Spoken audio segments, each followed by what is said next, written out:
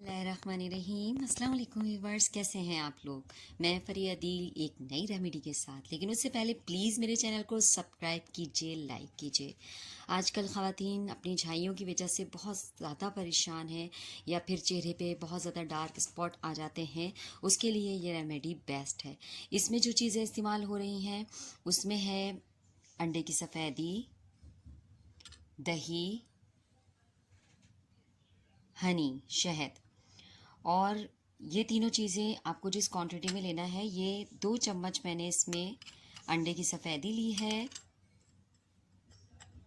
2 चम्मच मैंने इसमें दही लिया है और 2 चम्मच ही हम इसके अंदर शहद के मिलाएंगे।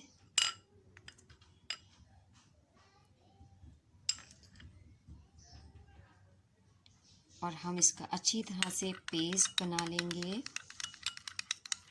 और जब इसका पेस्ट बन जाएगा तो इसको अप्लाई करने का तरीका ये है कि आप दिन में 3 से 4 मरतबा इसको उस जगह पे लगाइए कि जहाँ आपके डार्क स्पॉट हैं या झाइयाँ हैं।